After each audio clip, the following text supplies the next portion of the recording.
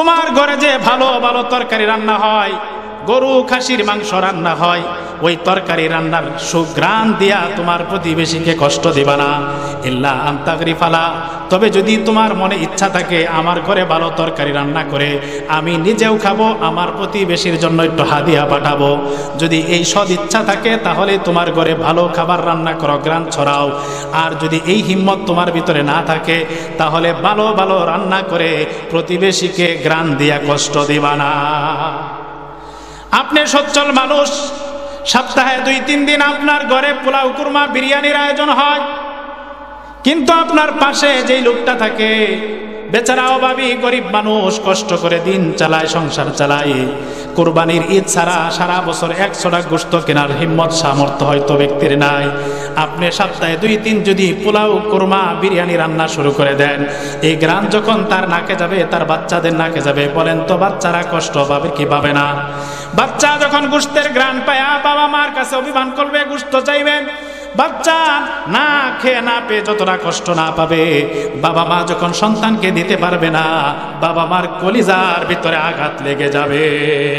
এই জন্য আল্লাহ নবী বলছেন, তোমার ঘরের রান্নার গ্রান ছড়াইয়া প্রতিবেশীকে কষ্ট দিবা না, তবে যদি তোমার হিম্মত থাকে তাকেও কিছু দিবা, তাহলে গ্রান ছড়াইয়া রান্না করে কোনো অসুবিধা নাই।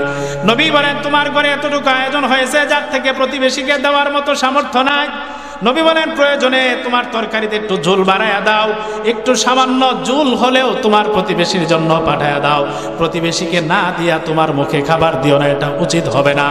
আর এতটুকু যদি তোমার পক্ষে সম্ভব না হয় তাহলে তুমি এমনভাবে এমন জায়গায় রান্না করো তোমার তরকারি গ্রান প্রতিবেশীর নাক পর্যন্ত যেন না যায়। মাইয়া কুরবু মাসকানুহু মাইয়া কুরবুহু মাসকানু মিনকা ফাহুয়া জারুক, যে ব্যক্তির বসবাস তোমার কাছাকাছি, তোমার আশপাশে যে ব্যক্তি বসবাস করে সেই ব্যক্তি তোমার প্রতিবেশী। এখন আশপাশ বলতে কতটুকু পরিধির ভিতরে বসবাস করলে প্রতিবেশী হয়, এই মর্মে উলামায়ে কেরাম কোন আলেম লিখেছেন, আরবাউনা দারাম মিন আমামিক, তোমার বাড়ির সামনে 40টা বাড়ি তোমার প্রতিবেশী, ওয়া আরবাউনা দারাম মিন খালফিক, তোমার বাড়ির পিছনে 40টা বাড়ি তোমার প্রতিবেশী। এরকম ভাবে ডানে বামে এক এক দিকে 40টা বাড়ি প্রতিবেশী। তো সংক্ষিপ্তভাবে প্রতিবেশীর পরিচয়টা আমরা জানলাম। এবার জানবো প্রতিবেশীর প্রকার। মৌলিকভাবে প্রতিবেশী 3 প্রকার, যা আল্লাহ কোরআনে বলেছেন। অধিকারের দিক থেকেও প্রতিবেশী 3 প্রকার। মৌলিকভাবে 3 প্রকার কি? আমার তেলাওয়াতকৃত আয়াতে আল্লাহ তাআলা 3 প্রকার প্রতিবেশীর কথা তুলে ধরেছেন। 1 নাম্বার জারিজিল কুরবা, আত্মীয় প্রতিবেশী, যে ব্যক্তি আপনার আশপাশে বসবাস করে এবং তার সাথে আপনার রক্তের সম্পর্ক আছে, আপনার ভাই, বোন, চাচা, এদের সাথে রক্তের সম্পর্ক আছে না, পাশাপাশি বসবাস করে, এরা প্রতিবেশী আবার আত্মীয়। এরা হলো 1 নম্বরের প্রতিবেশী। 2 নাম্বার ওয়াল জারিল জুনুব, অনাত্মীয় প্রতিবেশী, যাদের বসবাস আপনার আশপাশে কিন্তু তাদের সাথে আত্মীয়তার রক্তের কোনো সম্পর্ক নাই। 3 নাম্বার সাহিবি বিল জামবি, ক্ষণিকের সঙ্গী, পার্শ্ব সঙ্গী। যেমন আপনারা এখানে এসে বসছেন, আপনারা একই এলাকার মানুষ হলেও এখানে সবাই কিন্তু সবার আত্মীয় না, ভিন্ন ভিন্ন গোষ্ঠীর মানুষ এখানে আসছেন না। হয়তো ভিন্ন এলাকারও কোনো মানুষ এখানে থাকতে পারে, যার সাথে এখানে একসাথে বসছেন, হয়তো কোনোদিন দেখা হয় নাই, বাকি জীবনে দেখা হবে কিনা তাও জানেন না। 2-4 ঘন্টা সময় এখানে বসে ওয়াজ শুনবেন, এই 2-4 ঘন্টা সময়ের জন্য আপনার পাশের লোকটা আপনার প্রতিবেশী। আপনি আপনাদের এলাকা থেকে বাসে উঠলেন, টাঙ্গাইল বা ঢাকা যাবেন, কয়েক ঘন্টা সময় বাসের 2টা সিট পাশাপাশি থাকে, একসাথে 2 জন মানুষ বসলেন, পাশের লোকটা আপনার কোনো আত্মীয় না, পরিচিত না, কিন্তু এই মুহূর্তে আপনার পাশে বসতে কয়েক ঘন্টা সময় আপনার কাছে বসা থাকবে, ঢাকা যায় নেমে আপনারা 2 জন 2 দিকে চলে যাবেন। এই যে কয়েক ঘন্টা সময়ের জন্য আপনার পাশের লোকটা আপনার প্রতিবেশী, এটা হলো 3 নাম্বার প্রতিবেশী। তাহলে মৌলিকভাবে প্রতিবেশী আমরা এখানে পাইলাম 3 প্রকার। অধিকারের দিক থেকেও প্রতিবেশী 3 প্রকার। 1 নাম্বার জারুন লাহু হাক্কুন ওয়াহিদ, 1 নাম্বার এমন প্রতিবেশী যার একটা মাত্র অধিকার। এমন প্রতিবেশী কি? ওয়া জিম্মিউল আজনবী, অচেনা অপরিচিত অন্য ধর্মের একজন মানুষ আপনার বাড়ির আশপাশে বসবাস করে। আমাদের এলাকাতে অন্য ধর্মের মানুষ থাকে না? আপনার বাড়ির পাশে অন্য ধর্মের একজন মানুষ আছে, কাছাকাছি বসবাস করে বলে সে আপনার প্রতিবেশী, তার সাথে রক্তেরও সম্পর্ক নাই, ধর্মেরও কোনো সম্পর্ক। এই ব্যক্তি প্রতিবেশী হিসাবে আপনার কাছে তার একটা অধিকার পাওনা আছে। 2 নাম্বার, জারুন লাহু হাক্কান, এমন প্রতিবেশী যার 2টা অধিকার। এমন প্রতিবেশীকে আল জারুল মুসলিম, একটা লোক আপনার বাড়ির পাশাপাশি বসবাস করে, লোকটা আবার মুসলমান কিন্তু তার সাথে আত্মীয়তার কোনো সম্পর্ক নাই।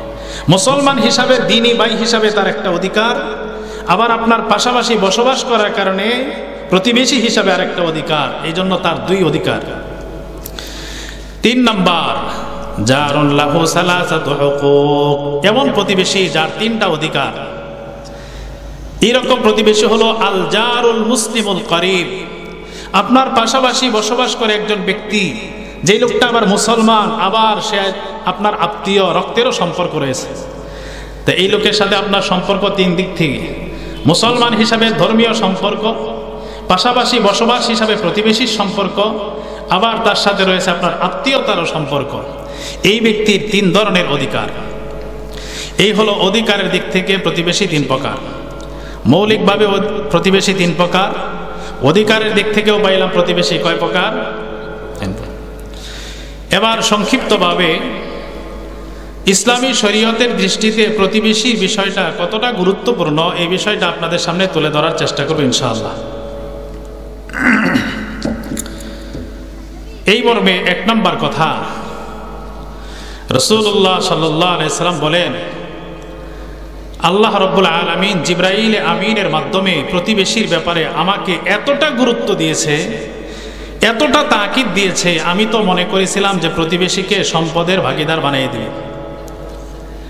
বুখারী শরীফের 6014 নম্বর হাদিসের বর্ণনা,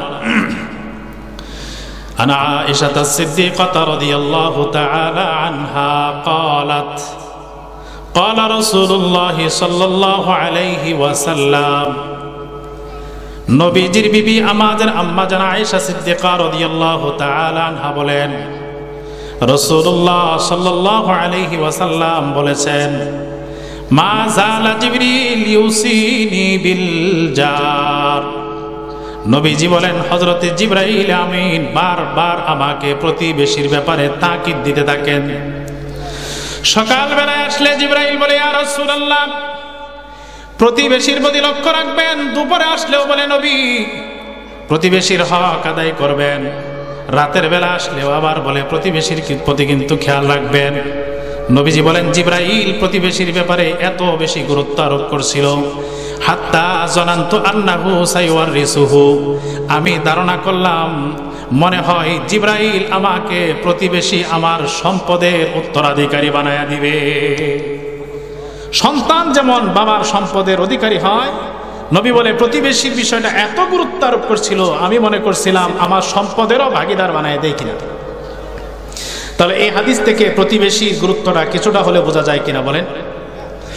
2 নাম্বার, বুখারী শরীফের 6016 নম্বর হাদিসের বর্ণনা, নবীজি 3 বার কসম করে বলেছেন, যেই ব্যক্তি প্রতিবেশীকে কষ্ট দেয় সে মুসলমান না, ঈমানদার না। আন আবি শুরাইহিল খুযাই রাদিয়াল্লাহু তাআলা আনহু ক্বাল, নবীজির সাহাবী আবু শুরাই আল খুযাই রাদিয়াল্লাহু তাআলা আনহু বলেন, ক্বালা রাসূলুল্লাহ সাল্লাল্লাহু আলাইহি ওয়াসাল্লাম, রাসূল করিম সাল্লাল্লাহু আলাইহি ওয়াসাল্লাম বলেছেন, ওয়াল্লাহি লা ইউমিন, ওয়াল্লাহি লা ইউমিন, ওয়াল্লাহি লা ইউমিন।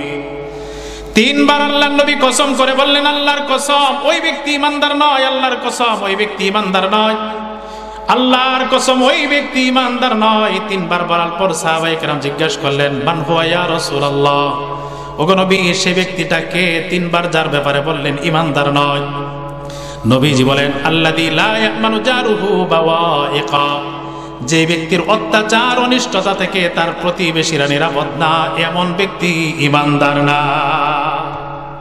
যে ব্যক্তি প্রতিবেশীকে জ্বালায়, কষ্ট দেয়, নির্যাতন করে, তার নির্যাতন থেকে প্রতিবেশী বাঁচতে পারে না, নবীজি বলছেন এমন ব্যক্তি ইমানদার না, 3 বার কসম করে নবী বললেন। 3 নাম্বার কথা, যে ব্যক্তি প্রতিবেশীর উপর অত্যাচার করে, নির্যাতন করে, জুলুম করে, নবী বলছেন এমন ব্যক্তি আল্লাহর জান্নাতে যাইতে পারবে না। বলেন নাউজুবিল্লাহ। মুসলিম শরীফের 46 নম্বর হাদিসের বর্ণনা, আন আবি হুরায়রা রাদিয়াল্লাহু তাআলা আনহু قال قال رسول الله صلى الله عليه وسلم। আবু হুরায়রা রাদিয়াল্লাহু তাআলা আনহু বর্ণনা, রাসূলুল্লাহ সাল্লাল্লাহু আলাইহি ওয়াসাল্লাম বলেন, লা ইয়াদখুলুল জান্নাতা মান লা ইয়ামান জারুহু বাওয়াইকা। যে ব্যক্তির অত্যাচার অনিষ্টতা থেকে তার প্রতিবেশীরা নিরাপদ না, এমন ব্যক্তি আল্লাহর জান্নাতে যাবে না। প্রতিবেশীর উপর নির্যাতন করে, অত্যাচার করে যে ব্যক্তি, নবী স্পষ্ট জানিয়ে দিলেন এমন ব্যক্তি আল্লাহর জান্নাতে যাবে না। 4 নাম্বার কথা, নবীজি বলছেন কোন ব্যক্তি যদি আল্লাহ এবং আখিরাত বিশ্বাস করে, যদি নিজেকে ইমানদার বলে দাবি করে পরিচয় দেয়, সেই ব্যক্তি যেন কোন প্রতিবেশীর উপর অত্যাচার না করে। বুখারী শরীফের 6018 নম্বর হাদিসের বর্ণনা, আন আবি হুরায়রা রাদিয়াল্লাহু তাআলা আনহু قال قال رسول الله صلى الله عليه وسلم। নবীজির সাহাবী আবু হুরায়রা রাদিয়াল্লাহু তাআলা আনহুর বর্ণনা, রাসূলুল্লাহ সাল্লাল্লাহু আলাইহি ওয়াসাল্লাম বলেন, মান কানা ইউমিনু বিল্লাহি ওয়াল ইয়াউমিল আখির ফালইউকরিম যায়ফা। নবী বলেন যে ব্যক্তি আল্লাহ এবং আখিরাত বিশ্বাস করে, নিজেকে ইমানদার বলে দাবি করে, ফালইউকরিম যায়ফা, সেই ব্যক্তির দায়িত্ব হলো সে যেন মেহমানকে সম্মান করে, ইজ্জত করে। 2 নম্বরে নবীজি বলেন, ওমান কানা ইউমিনু বিল্লাহি ওয়াল ইয়াউমিল আখির ফালা ইউজি জারা। যে ব্যক্তি আল্লাহর আখিরাত বিশ্বাস করে, নিজেকে ইমানদার বলে পরিচয় দেয়, আল্লাহর নবী বলেন সেই ব্যক্তি যেন তার প্রতিবেশীকে কষ্ট না দেয়। 3 নম্বরে নবীজি বলেন, ওমান কানা ইউমিনু বিল্লাহি ওয়াল ইয়াউমিল আখির ফালইয়াকুল খায়রা। যে ব্যক্তি আল্লাহ এবং আখিরাত বিশ্বাস করে, সেই ব্যক্তি এই মুখ দিয়া যেন কেবল ভালো কথা বলে। আর ভালো কথা বলার মতো যদি সাধ্য না থাকে, লিয়াসমুত, নবী বলে সে যেন তার মুখটাকে বন্ধ করে রাখে। এই হাদিসে নবীজি 3টা কথা বললেন। তুমি যদি ইমানদার হও, মুসলমান বলে নিজেকে পরিচয় দাও, তুমি তোমার মেহমানকে সম্মান করবা। 2 নাম্বার, তুমি ইমানদার হলে প্রতিবেশীকে কষ্ট দিবা না। 3 নাম্বার, তুমি ইমানদার হলে এই মুখ দিয়ে কেবল ভালো কথা বলবা, অন্যায়, অশ্লীল, মিথ্যা, গীবত, শিকায়েত ইত্যাদি কথা মুখ দিয়ে উচ্চারণ করবা না। এই ছিল প্রতিবেশী সম্পর্কে 4 নাম্বার কথা। 5 নাম্বার কথা, আমাদের সমাজে, আমাদের আশপাশে যারা বসবাস করে প্রতিবেশীরা অনেক সময় আমাদেরকে নির্যাতন করে, কষ্ট দেয় না? আপনার প্রতিবেশী যদি আপনাকে কষ্ট দেয়, নবীজি বলছেন প্রতিবেশীর অত্যাচার যদি তুমি সহ্য করতে পারো, ধৈর্য ধরে মেনে নিতে পারো, তাহলে আল্লাহ তাআলা তোমার বন্ধু হয়ে যাবে। বলেন সুবহানাল্লাহ। আত-তারগীব ওয়াত তারহিব নামক কিতাবের বর্ণনা, عن أبي ذر رضي الله تعالى عنه قال قال رسول الله صلى الله عليه وسلم। নবীজির সাহাবী আবু যর গিফারি রাদিয়াল্লাহু তাআলা আনহুর বর্ণনা, রাসূলুল্লাহ সাল্লাল্লাহু আলাইহি ওয়াসাল্লাম বলেন, ইন্নাল্লাহা ইউহিব্বু সালাসা। আল্লাহ তাআলা 3 শ্রেণীর মানুষকে মহব্বত করেন, ভালোবাসেন, বন্ধু বানিয়ে নেন। বলেন কয় শ্রেণীর মানুষ? 3 শ্রেণীর মানুষকে আমার আল্লাহ মহব্বত করেন, ভালোবাসেন, বন্ধু বানায় নেন। মিনহুম রাজুলুন কানা লাহু জারুন সু। ওই 3 শ্রেণীর মধ্য থেকে 1 শ্রেণী হলো এমন ব্যক্তি যার একটা দুষ্ট প্রতিবেশী আছে। তার প্রতিবেশীটা বড় দুষ্ট, বড় খারাপ। ইউজিহি, প্রতিনিয়ত তার উপর অত্যাচার করে, তাকে কষ্ট দেয়। নবীজি বলেন প্রতিবেশী যখন তাকে অত্যাচার করে কষ্ট দেয়, আল্লাহর বান্দা তার প্রতিশোধের চিন্তা না কইরা ফায়াসবিরু আলা আযা, প্রতিবেশীর নির্যাতন সহ্য করে, ধৈর্য ধারণ করে। নবী বলেন যে ব্যক্তি প্রতিবেশীর অত্যাচার সহ্য করে, ধৈর্য ধারণ করে, এমন ব্যক্তিকে আমার আল্লাহ ভালোবাসে, বন্ধু বানায় নেয়। তাহলে প্রতিবেশীর নির্যাতন যদি ধৈর্য ধরে মেনে নেওয়া যায়, লস না লাভ? কার বন্ধু হওয়া যাবে বলেন? 6 নাম্বার কথা, প্রতিবেশীর হক যদি কেউ আদায় করে, প্রতিবেশীর সাথে সুন্দর আচরণ করে, তাহলে ওই ব্যক্তিটা একজন খাঁটি পাক্কা ইমানদার হয়ে যেতে পারে। বলেন সুবহানাল্লাহ। তিরমিজি শরীফের 2305 নম্বর হাদিসের বর্ণনা। আন আবি হুরায়রা রাদিয়াল্লাহু তাআলা আনহু قال, নবীজির সাহাবী আবু হুরায়রা রাদিয়াল্লাহু তাআলা আনহু বলেন, রাসূলুল্লাহ সাল্লাল্লাহু আলাইহি ওয়াসাল্লাম একদিন সাহাবীদের মধ্যে ঘোষণা করেন, মা ইয়াখুযু আন্নি হাউলাইল কালিমাত, কে আছো আমার থেকে কিছু কথা গ্রহণ করবা, কিছু সবক গ্রহণ করবা,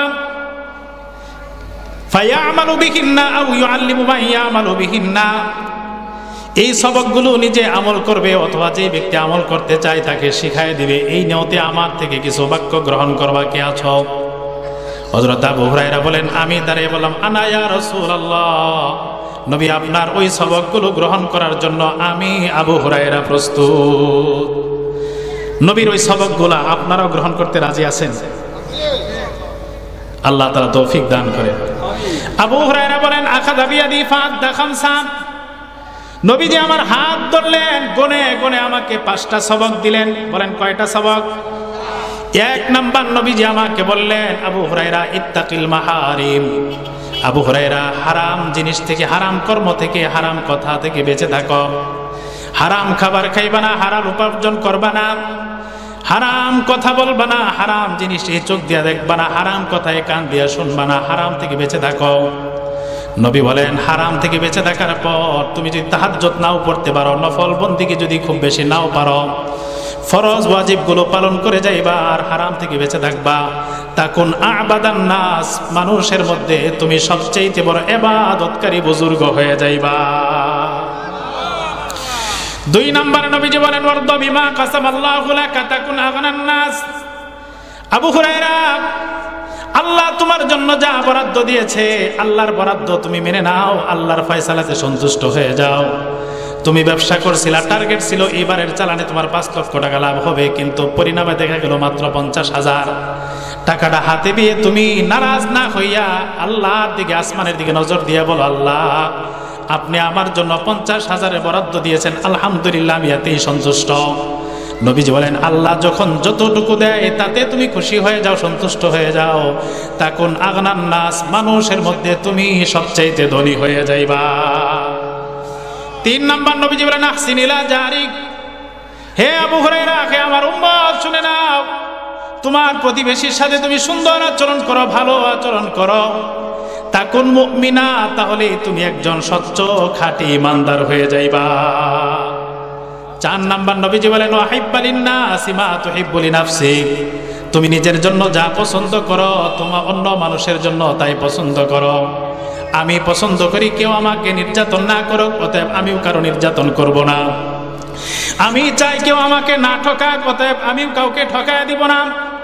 আমি চাই আমার সন্তানগুলো বড় হোক, ভালো হোক, উন্নতি করুক, অতএব অন্যের সন্তানটাও ভালো হোক, এটাও আমি চাইব।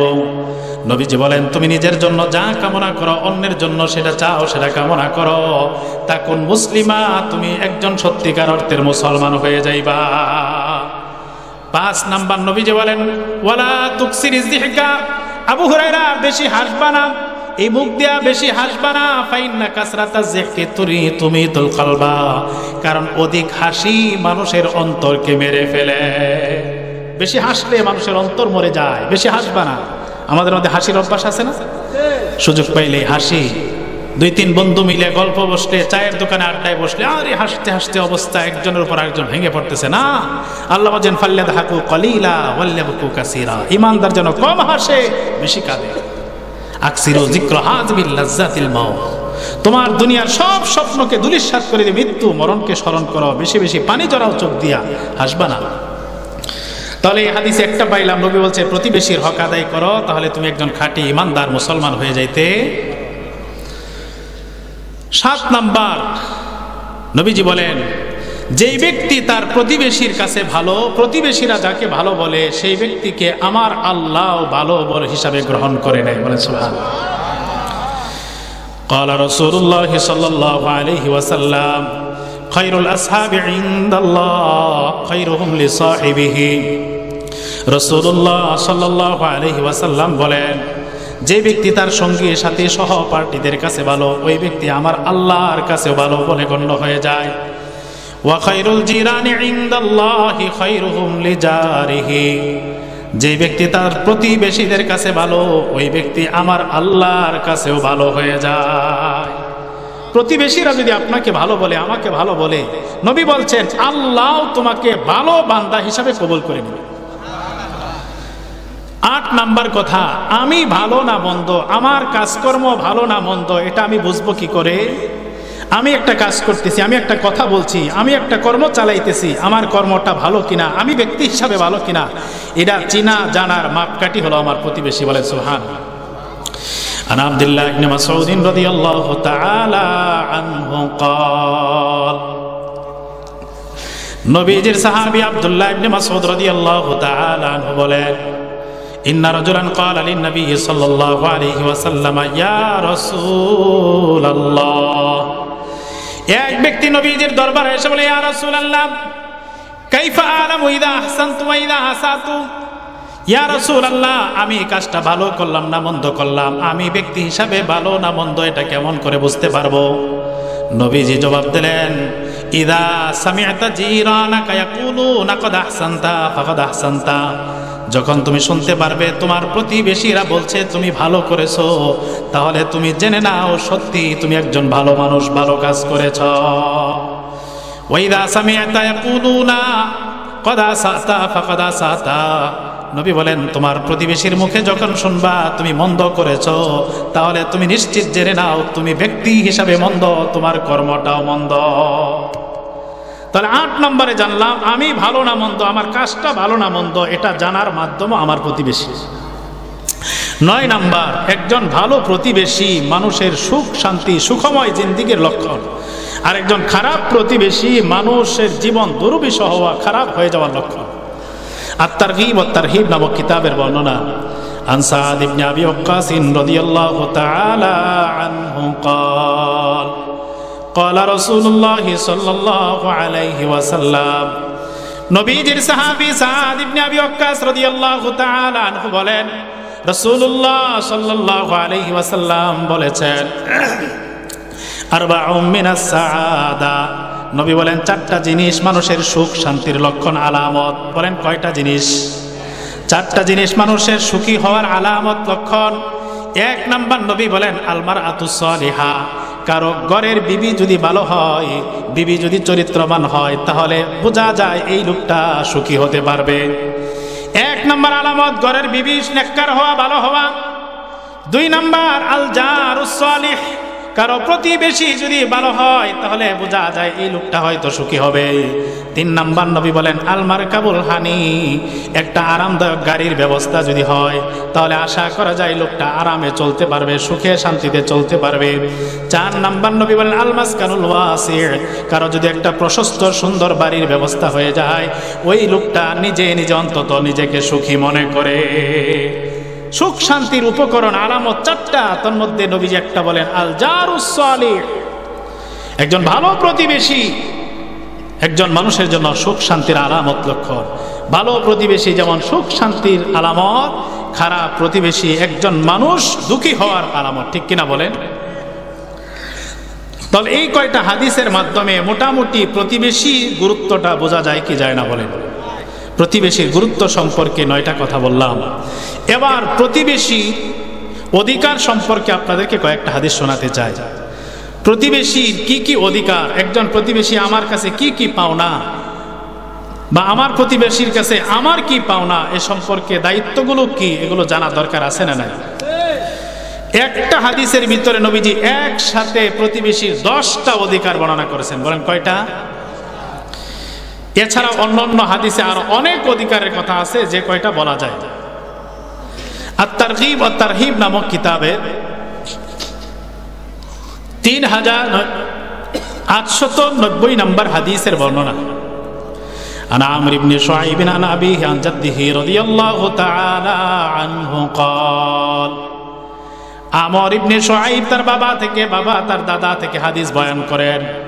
قال رسول الله صلى الله عليه وسلم, রাসূলুল্লাহ সাল্লাল্লাহু আলাইহি ওয়াসাল্লাম বলেছেন, মান আগলাকা বাবাহু দুনা জারিহি মাখাফাতান আলা আহলিহি ওয়া মালিহি। নবীজি বলেন, যে ব্যক্তি তার প্রতিবেশীর জন্য নিজের ঘরের দরজা বন্ধ করে দেয়, প্রতিবেশীকে নিজের বাড়িতে ঢুকতে দেয় না, আসতে দেয় না, মাখাফাতান আলা আহলিহি ওয়া মালিহি, পরিবার এবং সম্পদের ভয়ে, চিন্তা করে আমার ঘরের ভিতরে এত উন্নত উন্নত জিনিস, এত সুন্দর ডেকোরেশন, এত সুন্দর ফার্নিচার, কত চাকচিক্য দামি দামি জিনিস দ্বারা আমার ঘরটা সাজাইছি, আমার পাশের বাড়ির লোকটা যদি আমার ঘরে ঢোকে না জানি কোন জিনিসটা আবার চেয়ে বসে নাকি আবার। এই ভয়ে আল্লাহর বান্দা তার প্রতিবেশীকে নিজের ঘরে আসতে দেয় না, বাড়িতে আসতে দেয় না। নবীজি বলেন, যে ব্যক্তি সম্পদের ভয়ে প্রতিবেশীর জন্য ঘরের দরজা বন্ধ করে দেয়, ফালাইসা যালিকা বিমুমিনিন, এই ব্যক্তি কখনো খাঁটি ঈমানদার না। ওয়ালাইসা মুমিনিন মাল্লা ইয়ামান জারুহু বাওয়াইকা। 2 নম্বরে বলেন, যেই ব্যক্তির অত্যাচার অনিষ্টতা থেকে প্রতিবেশীরা নিরাপদ না, এমন ব্যক্তিও খাঁটি ঈমানদার না। এরপর আল্লাহ নবী বলেন, আতাদ্রি মা হাক্কুল জার, এ সাহাবীরা, আমার উম্মতেরা, প্রতিবেশীর কি অধিকার তোমরা জানো নাকি? সাহাবায়ে কেরাম জবাব দিলেন, আল্লাহ ওয়া রাসূলু আলাম, আল্লাহ এবং তার রাসূলই ভালো জানে। এটা সাহাবায়ে কেরাম আদব ছিল, যেটা জানতেন না নবী জিজ্ঞেস করলে বলতেন আল্লাহ এবং রাসূলই ভালো জানে। এবার আল্লাহর পয়গম্বর প্রতিবেশীর হকগুলো এক এক করে বর্ণনা করতে শুরু করলেন। 1 নম্বর নবীজি বলেন, ইদাস্তাআনাকা আনতা, তোমার প্রতিবেশী যদি কখনো তোমার কাছে সাহায্য চায়, তাকে সাহায্য করা প্রতিবেশীর অধিকার। 2 নম্বর, ইদাস্তাকরাজাকা আকরাজতা, তোমার প্রতিবেশী যদি তোমার কাছে ঋণ চাই বিপদে পড়ে, তাকে সুদ মুক্ত ঋণ দেওয়া প্রতিবেশীর অধিকার। বলেন, কি মুক্ত ঋণ? সুদ দিয়া ঋণ তো সবাই দেয়, কিন্তু সুদ মুক্ত কর্জায় হাসানা দেওয়ার ইমানদার সমাজে খুঁজে পাওয়া কঠিন। এই জন্য নবীজি বলছেন, তোমার প্রতিবেশী যদি তোমার কাছে বিপদে পড়ে ঋণ চায়, আকরাজতা, সুদ মুক্ত ঋণ দেওয়া, এটা প্রতিবেশীর অধিকার। 3 নম্বর নবীজি বলেন, ওয়াইদাফতাকারা উত্তা আলাই, তোমার প্রতিবেশী যদি বিপদে পড়ে যায়, তার খোঁজখবর নেওয়া, তার পাশে দাঁড়ানো প্রতিবেশীর অধিকার। 4 নম্বর নবীজি বলেন, ওয়াইদা মারিজা উত্তা, তোমার প্রতিবেশী যদি অসুস্থ হয়ে যায়, তার খোঁজখবর নেওয়া, তাকে দেখতে যাওয়া প্রতিবেশীর অধিকার। 5 নম্বর নবী বলেন, ওয়াইদা আসাবাহু খায়রুন হান্নাতা, তোমার প্রতিবেশীর ভালো হইলে তাকে একটু সাধুবাদ দেওয়া, তাকে ধন্যবাদ দেওয়া, সাহস দেওয়া প্রতিবেশীর অধিকার।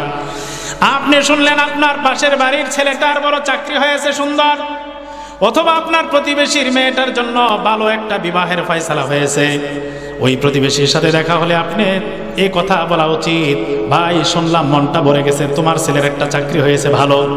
এই কথা বলে তাকে একটু সান্ত্বনা দেওয়া, সাহস দেওয়া, হিম্মত দেওয়া, ধন্যবাদ দেওয়া প্রতিবেশী হিসাবে আপনার দায়িত্ব। প্রতিবেশী হিসাবে সে আপনার কাছে এটা অধিকার পাওনা।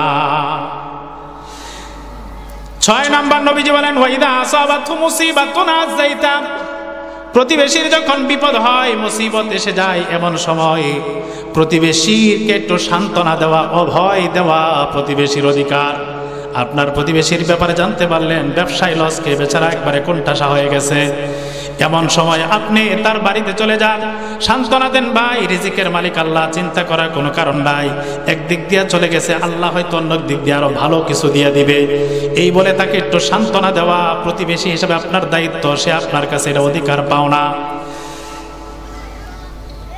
7 নম্বর নবীজি বলেন, ওয়াইদা মাতা ইত্তাবাতা জানাজাতাহু, তোমার প্রতিবেশী যখন মরে যায়, তার জানাজায় শরীক হওয়া, তার সাথে কবরস্থান পর্যন্ত যাওয়া, এটা প্রতিবেশী হিসাবে তোমার কাছে পাওনা অধিকার। 8 নম্বর নবীজি বলেন, ওয়ালা তাস্তাতিল আলাইহি বিল বুনিয়ান ফাতাহতাজিব আলাইহি রিহা ইল্লা বিইজনিহি, তোমার প্রতিবেশীর বাড়ির সামনে এমন ভাবে তুমি বাড়ি নির্মাণ করবা না, দেয়াল উঠাইবা না, যাতে তোমার প্রতিবেশীর বাড়ির আলো বাতাস বন্ধ হয়ে যায়। প্রতিবেশীর বাড়ির আলো বাতাস বন্ধ না করা প্রতিবেশীর অধিকার, ইল্লা বিইজনিহি, তবে তোমার প্রতিবেশীর অনুমতি নিয়ে যদি তুমি এমনটা করো। তোমার ঘরে যে ভালো ভালো তরকারি রান্না হয়, গরু খাসির মাংস রান্না হয়, ওই তরকারি রান্নার সুঘ্রাণ দিয়া তোমার প্রতিবেশীকে কষ্ট দিবা না। ইল্লা আন তাগরিফালা, তবে যদি তোমার মনে ইচ্ছা থাকে আমার ঘরে ভালো তরকারি রান্না করে আমি নিজেও খাবো, আমার প্রতিবেশীর জন্য একটু হাদিয়া পাঠাবো, যদি এই সদ ইচ্ছা থাকে তাহলে তোমার ঘরে ভালো খাবার রান্না করো, গ্রান ছড়াও। আর যদি এই হিম্মত তোমার ভিতরে না থাকে তাহলে ভালো ভালো রান্না করে প্রতিবেশীকে গ্রান দিয়া কষ্ট দিবা না। আপনি সচ্ছল মানুষ, সপ্তাহে 2-3 দিন আপনার ঘরে পোলাও, কুরমা, বিরিয়ানির আয়োজন হয়, কিন্তু আপনার পাশে যেই লোকটা থাকে বেচারা অভাবী গরিব মানুষ, কষ্ট করে দিন চালায়, সংসার চালায়, কুরবানির ঈদ ছাড়া সারা বছর 100 টাকা গোশত কেনার হিম্মত সামর্থ্য হয়তো ব্যক্তির নাই। আপনি সপ্তাহে 2-3 যদি পোলাও, কুরমা, বিরিয়ানি রান্না শুরু করে দেন, এই গ্রান যখন তার নাকে যাবে, তার বাচ্চাদের নাকে যাবে, বলেন তো বাচ্চারা কষ্ট পাবে কি পাবে না? বাচ্চা যখন গোশতের গ্রান পায়া বাবা মার কাছে অভিমান করবে, গোশত চাইবেন, বাচ্চা না খেয়ে না পেয়ে যতটা কষ্ট না পাবে, বাবা মা যখন সন্তানকে দিতে পারবে না, বাবা মার কলিজার ভিতরে আঘাত লেগে যাবে। এই জন্য আল্লাহ নবী বলছেন, তোমার ঘরের রান্নার গ্রান ছড়াইয়া প্রতিবেশীকে কষ্ট দিবা না, তবে যদি তোমার হিম্মত থাকে তাকেও কিছু দিবা, তাহলে গ্রান ছড়াইয়া রান্না করে কোনো অসুবিধা নাই।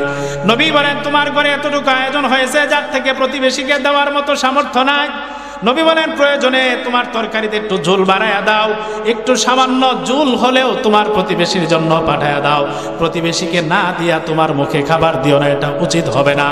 আর এতটুকু যদি তোমার পক্ষে সম্ভব না হয় তাহলে তুমি এমনভাবে এমন জায়গায় রান্না করো তোমার তরকারি গ্রান প্রতিবেশীর নাক পর্যন্ত যেন না যায়। 10 নম্বর অধিকার ব্যাপারে আল্লাহ নবী বলেন, ওই নিস্তারাইতা ফাকিহাতান ফাহদিলা, তুমি যদি বাজার থেকে ভালো মিষ্টি ফল কিনে নিয়ে আসো তাহলে তার থেকে 2-1টা ফল তোমার প্রতিবেশীর জন্য হাদিয়া হিসাবে পাঠায়া দাও। নবীজি বলেন, হাদিয়া দেওয়ার মতো যদি অবস্থা না থাকে, সামান্য ফল আনছো, তোমারই লাগবে, দেওয়ার মতো নাই, তাহলে নবী বলেন ফাদখিলহা সিররান, তাহলে ফলগুলো গোপনে লুকাইয়া ঘরে নিয়ে যাও, প্রতিবেশীর চোখে যেন না পড়ে। এরপর আল্লাহ নবী চমৎকার একটা উপদেশ দিলেন, ওয়ালা ইয়াখরুজ বিহা ওয়ালাদুকা লিয়াযিযা বিহা ওয়ালাদা, তোমার সন্তান এই ফল হাতে নিয়ে সকালবেলায় রাস্তায় বাড়ির বাহিরে বের হয়ে যেন না খায়, কারণ তোমার সন্তানের হাতে এই ফলটা দেখলে তোমার প্রতিবেশীর বাচ্চা না পেয়ে আফসোস করবে, কষ্ট পাবে কি পাবে না বলেন? আরে মুসলমান, আমরা কতটা উদাসীন।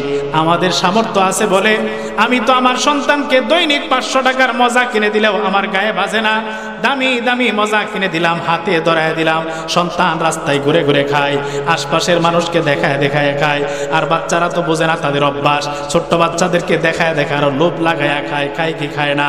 এই যে দেখাইলেন, এটা দেখে আপনার প্রতিবেশী আশপাশের বাচ্চাগুলো আফসোস করলো, কষ্ট পাইল, ওই আপনার বাচ্চা তো কোনো অপরাধ নাই, বুঝ নাই, আপনার কারণে ওই প্রতিবেশীর বাচ্চা যে কষ্ট পাইল, এই কারণে আপনি একজন অপরাধী গুনাহগার হয়ে যাবে।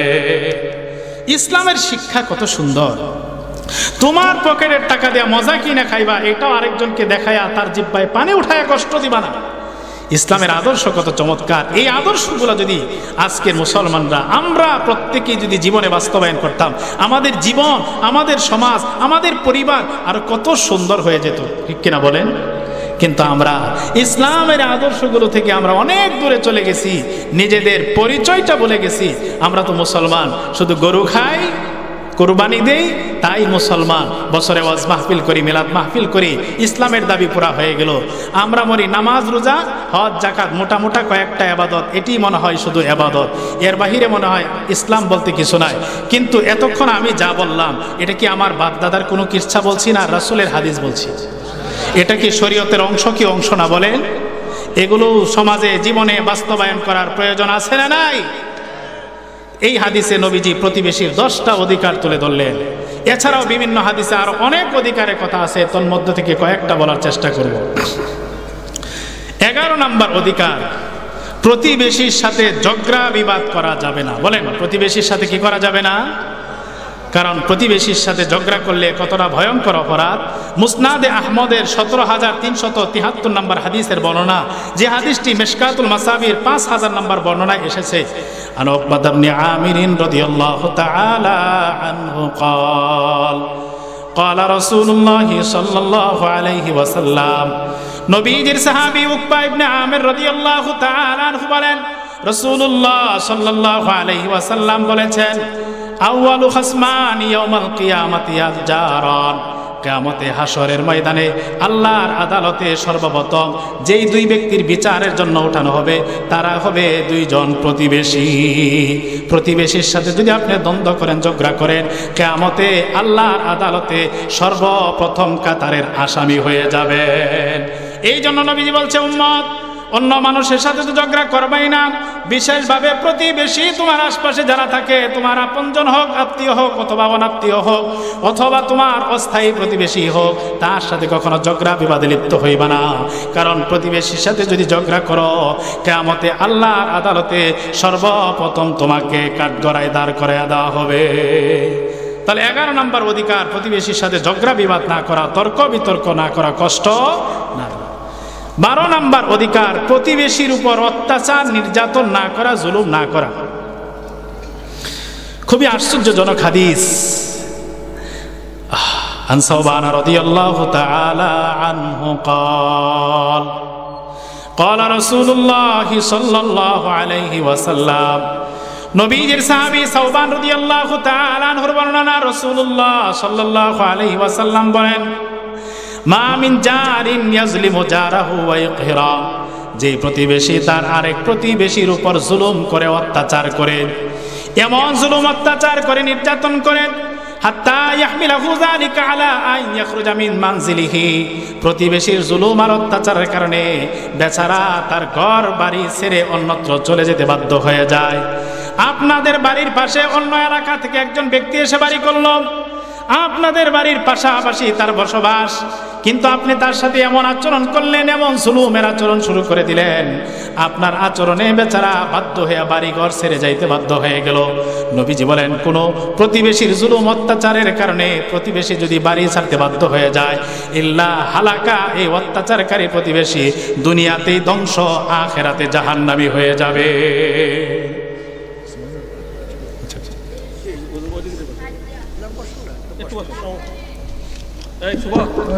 আসসালামু আলাইকুম। হ্যালো, আমাদের মাঝে উপস্থিত হয়েছে আজকের এই মাহফিলের প্রধান অতিথি, বীর মুক্তিযোদ্ধা ইঞ্জিনিয়ার আব্দুল হালিম মিয়া, অতিরিক্ত প্রধান প্রকৌশলী সহ অবসরপ্রাপ্ত ও সভাপতি বাংলাদেশ জাতীয়তাবাদী মুক্তিযোদ্ধা দল ঢাকা মহানগর। আমাদের মাঝে উপস্থিত হয়েছে বিশেষ অতিথি আলহাজ মোহাম্মদ শাফি খান। আমাদের মাঝে উপস্থিত হয়েছে জনাব মোহাম্মদ সানার হোসেন। আমাদের মাঝে উপস্থিত হয়েছে হাজী মোহাম্মদ ওমর ফারুক। আমি আপনাদের ওয়াজ মাহফিলে একটু বিঘ্ন ঘটায় আমি আন্তরিকভাবে দুঃখিত। এখন আপনাদের সম্মুখে অল্প কিছু কথা নিয়ে আসছেন। আজকের এই মাহফিলের বিশেষ অতিথি আলহাজ মোহাম্মদ শাফি খান, সাবেক মেয়র এলাঙ্গা রহমতুল্লাহ আলাইহি লেখা আল আদাবুল মুফরাদ নামক কিতাবের 112 নম্বর বর্ণনা এসেছে। রাসূলুল্লাহ সাল্লাল্লাহু আলাইহি ওয়াসাল্লাম বলেন যে কোনো প্রতিবেশী সে পেট ভর্তি করে খানা খাইলো, অথচ তার পাশের লোকটা, তার প্রতিবেশীটা ক্ষুধার্ত রয়ে গেল, এমন যদি হয় তাহলে সেই ব্যক্তি খাঁটি ইমানদার হতে পারবে না।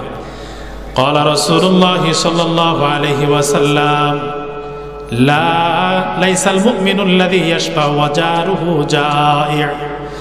নবীজির সাহাবী আব্দুল্লাহ ইবনে আব্বাস রাদিয়াল্লাহু তাআলা আনহুর বর্ণনা, রাসূলুল্লাহ সাল্লাল্লাহু আলাইহি ওয়াসাল্লাম বলেন, যে ব্যক্তির প্রতিবেশী ক্ষুধার্ত থাকে অথচ সে পেট ভর্তি করে খানা খায়, প্রতিবেশীর খোঁজ নেওয়ার সময় নাই, এমন ব্যক্তি খাঁটি ইমানদার না। তাহলে প্রতিবেশীকে ক্ষুধার্ত রাখা যাবে না, নিয়মিত প্রতিবেশীর খোঁজ খাবার নেওয়া এটা প্রতিবেশীর হক, অধিকার। 14 নাম্বার, প্রতিবেশী নিজের জন্য যা পছন্দ করব প্রতিবেশীর জন্য তা পছন্দ করা। মুসলিম শরীফের 45 নম্বর হাদিসের বর্ণনা, قال رسول الله صلى الله عليه وسلم لا يؤمن أحدكم حتى يحب لجاره ما يحب لنفسه নবীজি বলেন তোমাদেরকেও ততক্ষণ পর্যন্ত খাঁটি মুমিন হতে পারবে না যতক্ষণ প্রতিবেশীর জন্য তাই পছন্দ করে যা নিজের জন্য পছন্দ করে। আমার জন্য আমি যা পছন্দ করি, নবী বলেন সেটা তুমি তোমার নিজ প্রতিবেশীর জন্য পছন্দ করো। আর যদি এমন মানসিকতা তোমার ভিতরে না আসে তাহলে তুমি একজন খাঁটি ইমানদার না। এই ছিল 13 নাম্বার অধিকার। 14 নাম্বার অধিকার আল্লাহর পয়গম্বর বলেন প্রতিবেশীর সাথে দেখা সাক্ষাৎ হলে বেশি বেশি সালাম দিবা। সব মানুষকে মুসলমানকে সালাম দেওয়া, কিন্তু আপনার পাশের বাড়ির লোকটার সাথে দেখা হলে, আপনার পাশের লোকটার সাথে দেখা হলে তাকে সালাম দেওয়া তার পাওনা অধিকার। আমাদের সমাজে এমন মানুষ আছে দুনিয়ার সব মানুষের সাথে তার সম্পর্ক ভালো, খোঁজ খবর রাখে, কিন্তু তার পাশের ঘরে তার আপন ভাই সামনে পড়লে গার পাক দিয়ে অন্যদিকে চলে যায়, ভাইয়ের সাথে ভালো মুখে কথা বলে না। নবীজি বলেন প্রতিবেশীর অধিকার, সামনে পড়লেই সালাম দিবা, সুন্দর হাসি মুখে কথা বলবা। মুসলিম শরীফের 54 নম্বর হাদিসের বর্ণনা, عن أبي هريرة رضي الله تعالى عنه قال قال رسول الله صلى الله عليه وسلم নবীজির সাহাবী আবু হুরায়রা রাদিয়াল্লাহু তাআলা আনহু বর্ণনা, রাসূলুল্লাহ সাল্লাল্লাহু আলাইহি ওয়াসাল্লাম বলেন লা তাদখুলুনাল জান্নাতা হাত্তা তুমিনু। নবীজি বলেন তোমরা ততক্ষণ আল্লাহর জান্নাতে যাইতে পারবা না যতক্ষণ তোমরা খাঁটি ইমানদার হও। ওয়ালা তুমিনু হাত্তা তাহাবু। নবী বলেন তোমরা খাঁটি ইমানদার হতে পারবে না যতক্ষণ পর্যন্ত পরস্পরের ভিতরে ভালোবাসা সৃষ্টি না হয়। একজন আরেকজনকে যতক্ষণ খাঁটিভাবে মহাব্বত না করবা তোমরা ইমানদার হতে পারবা না। এরপর আল্লাহর নবী বলেন আলা আদুল্লুকুম আলা শাইইন ইযা ফাআলতুম তাহাবাবতুম। হে আমার উম্মত, তোমাদেরকে এমন একটা আমল বলে দেব যে আমল করলে পরে তোমাদের পরস্পরের ভিতরে ভালোবাসার বন্ধন সৃষ্টি হবে। নবীজি বলেন আফশুস সালামা বাইনাকুম। পরস্পরের ভিতরে সালামের প্রসার ঘটাও, বেশি বেশি সালাম দাও, পরস্পরের ভিতরে ভালোবাসার বন্ধন মজবুত হবে। আর যখন ভালোবাসার বন্ধন মজবুত হবে তোমাদের ঈমান মজবুত হয়ে যাবে। যার ঈমান খাঁটি হয়ে যায় আল্লাহর জান্নাত তার ঠিকানা হয়ে যায়। তাহলে 14 নম্বরে জানতে পারলাম প্রতিবেশীর সাথে সাক্ষাৎ হলে তাকে সালাম দেওয়া এটা প্রতিবেশীর অধিকার। 15 নম্বর অধিকার, প্রতিবেশী যদি আপনাকে কখনো দাওয়াত দেয় তার দাওয়াত কবুল করা।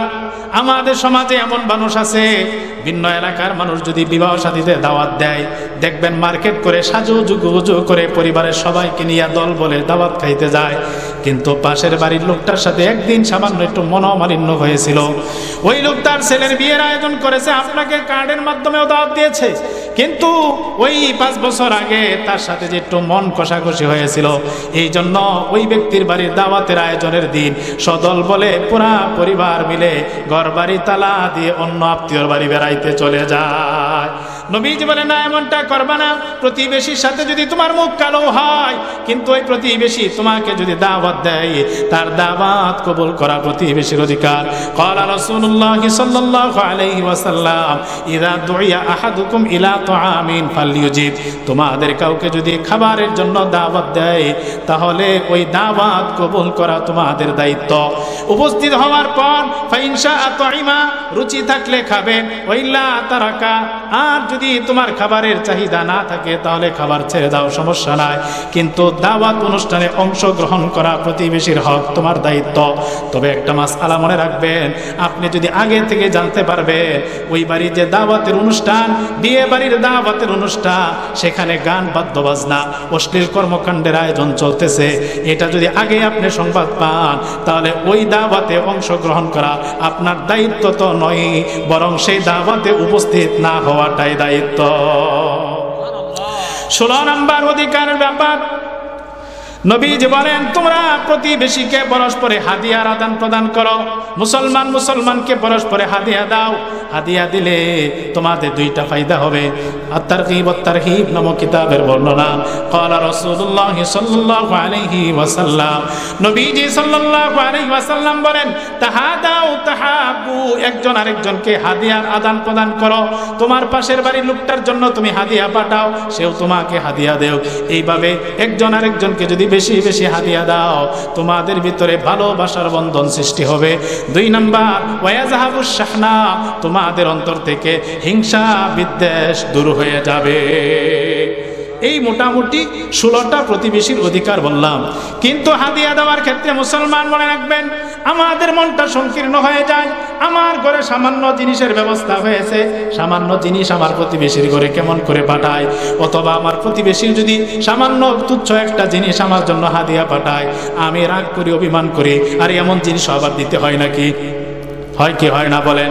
এই জন্য আল্লাহর নবী আমাদেরকে জানায় গেছেন, আর আয়েশা সিদ্দিকা রাদিয়াল্লাহু তাআলা আনহা ক্বালাত, আমাদের আম্মা জান নবীজির বিবি আম্মাজান আয়েশা সিদ্দিকা রাদিয়াল্লাহু তাআলা আনহা বলেন, ক্বালা রাসূলুল্লাহ সাল্লাল্লাহু আলাইহি ওয়াসাল্লাম, আল্লাহর নবী দুনিয়ার মানুষকে উদ্দেশ্য করে বলে গেছেন, ইয়া মাশারান নিসা, ইয়া নিসা আল মুসলিমাত।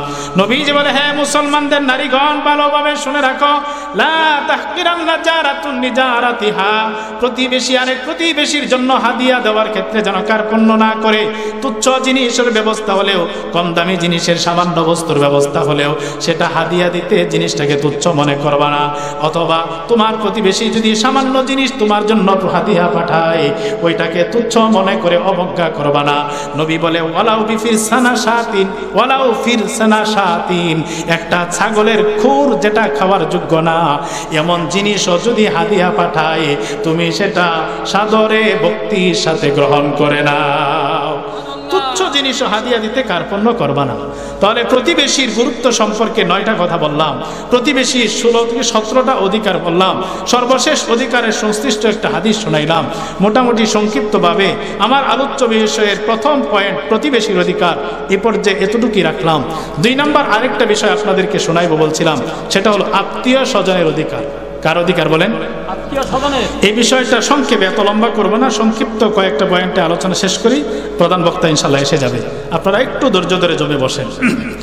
আত্মীয় স্বজন, যাদের সাথে আপনার রক্তের সম্পর্ক রয়েছে, বিশেষ করে আপনার মা, আপনার বাবা, আপনার ভাই, আপনার বোন, আপনার চাচা, আপনার ফুফু, আপনার খালা, আপনার মামু, এই জাতীয় যারা আত্মীয় স্বজন আছে, এই আত্মীয়তার সাথে, আত্মীয় স্বজনের সাথে সম্পর্ক রক্ষা করা কতটা গুরুত্বপূর্ণ, এই মর্মে বুখারী শরীফের এক হাদিসে নবীজি বলেন, আত্মীয় স্বজনের সাথে যে সম্পর্ক রক্ষা করে সে খাঁটি ঈমানদার। যে নিজেকে ঈমানদার বলে দাবি করে, নবী বলে তার দায়িত্ব সে যেন আত্মীয় স্বজনের সাথে সম্পর্ক রক্ষা করে। ক্বালা রাসূলুল্লাহ সাল্লাল্লাহু আলাইহি ওয়াসাল্লাম, মান কানা ইউমিনু বিল্লাহি ওয়াল ইয়াউমিল আখির ফালইউকরিম যায়ফা। রাসূলুল্লাহ সাল্লাল্লাহু আলাইহি ওয়াসাল্লাম বলেন, যে ব্যক্তি আল্লাহ এবং আখিরাত বিশ্বাস করে, নিজেকে ঈমানদার বলে দাবি করে, ফালইউকরিম যায়ফা, সেই ব্যক্তি যেন মেহমানকে সম্মান করে, ইজ্জত করে।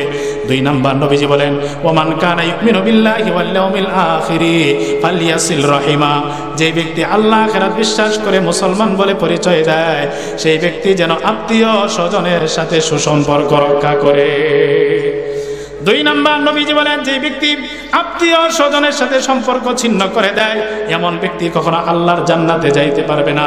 বুখারী শরীফের 5984 নম্বর হাদিসের বর্ণনা, ক্বালা রাসূলুল্লাহ সাল্লাল্লাহু আলাইহি ওয়াসাল্লাম, লা ইয়াদখুলুল জান্নাতা কাতি'।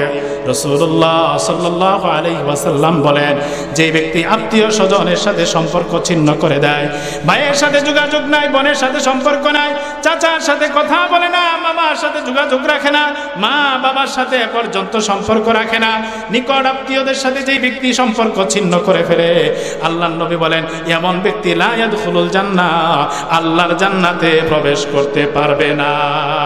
3 নম্বর কথা, রেহেম, আত্মীয়তার সম্পর্ক, এটার বাংলা অর্থ, আরবি শব্দকে বলা হয় রেহেম। এই রেহেমের ব্যাপারে আল্লাহর নবী বলেন, আর রেহেমু সাজানাতুম মিনার রহমান। বুখারী শরীফের 5988 নম্বর হাদিসের বর্ণনা, রাসূলুল্লাহ সাল্লাল্লাহু আলাইহি ওয়াসাল্লাম বলেন, আর রহিম সাজানাতুম মিনার রহমান। রহিম শব্দটা, যার অর্থ হলো আত্মীয়তার সম্পর্ক, এই শব্দটা আল্লাহর গুণবাচক নাম রহমান থেকে এসেছে। রহমান শব্দ থেকে রহিম, আল্লাহর রহমান নাম থেকে রহিম শব্দটা বা রেহিম শব্দটা নেওয়া হয়েছে। নেওয়ার পর আল্লাহ তাআলা ঘোষণা করেন আত্মীয়তার সম্পর্ককে লক্ষ্য করে আল্লাহ তাআলা বলেন আলা মান ওয়াসালাকি ওয়াসালতু, হে আত্মীয়তার সম্পর্ক শুনে রাখ, তোকে যে ব্যক্তি রক্ষা করবে আমি আল্লাহ তার সাথে সম্পর্ক রক্ষা করব। ওমান কাতাকি কাতাতুহু, যে ব্যক্তি তোকে নষ্ট করবে ছিন্ন করবে আমি আল্লাহ তার সাথে সম্পর্ক ছিন্ন করে দিব। আত্মীয়তার সম্পর্ক রক্ষা করলে আল্লাহ আপনার সাথে সম্পর্ক রাখবে, আত্মীয়তার সম্পর্ক নষ্ট করলে আল্লাহ আপনার সাথে সম্পর্ক ছিন্ন করে দিবে। নাউজুবিল্লাহ। 4 নাম্বার কথা, আত্মীয়তার সম্পর্ক রক্ষা করলে সহজে নিরাপদে আল্লাহর জান্নাতের মেহমান হওয়া যায়। বলে সুবহানাল্লাহ। আমরা সবাই জান্নাতে যাইতে চাই না? চমৎকার হাদিস তিরমিজি শরীফের ইবনে মাজায় বর্ণিত হাদিস। عن عبد الله بن سلام رضي الله تعالى عنه قال كان رسول الله صلى الله عليه وسلم أول شيء تكلم به حين قدم المدينة। নবীজির সাহাবী আব্দুল্লাহ ইবনে সালাম রাদিয়াল্লাহু তাআলা আনহু বলেন আউয়াল শাইইন তাকাল্লামা বিহি রাসূলুল্লাহ সাল্লাল্লাহু আলাইহি ওয়াসাল্লাম হিনা কাদিমাল মাদিনা। নবীজি মদিনায় হিজরত করে আসার পর সর্বপ্রথম জাতির উদ্দেশ্যে ভাষণ দিতে যায় যে কয়টা কথা বলেছিলেন। জাতিকে নবীজি সেদিন 4টা উপদেশ 4টা নির্দেশ দিয়েছিলেন। ক্বালা, আল্লাহ নবী সেদিন বলছিলেন হে আমার উম্মত মদিনার মুসলমানেরা শোনো, তোমাদের জন্য কয়েকটা সবক বলছি। 1 নাম্বার আফসুস সালাম, পরস্পরের ভিতরে বেশি বেশি সালাম দাও। মুসলমান বলে লোকটাকে চিনতে পারলেই যে মুসলমান তাহলেই সালাম দিবা, তোমার পরিচিত হোক অথবা অপরিচিত হোক। যখনই তুমি জানবা লোকটা মুসলমান তাকে সালাম দাও। একবার সালাম দিলা, 1 মিনিট পরে আবার নতুন করে দেখা, আবার তাকে সালাম দাও। আফসুস সালাম, বেশি বেশি সালামের প্রসার করো। 2 নাম্বার নবীজি বলেন আতিমুত তাআম, তুমি মানুষদেরকে বেশি বেশি খানা দাও, ইতিম গরীব অসহায়দের জন্য খাবারের ব্যবস্থা করো। 3 নাম্বার নবীজি বলে সিলুল আরহাম, আত্মীয় স্বজনের সাথে সুসম্পর্ক রাখো, তোমার আত্মীয় স্বজনের সাথে নিয়মিত যোগাযোগ রক্ষা করো।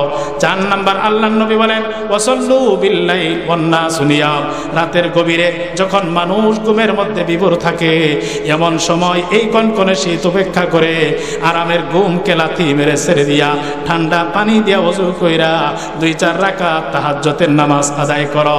নবী বলে 4টা আমল যদি নিয়মিত কোনো বান্দা করতে পারেন নবী তার জন্য বলে তাদখুলুল জান্নাতা বিসালাম, মরণের সাথে সাথে নিরাপদে আল্লাহর জান্নাতের মেহমান হয়ে যাও।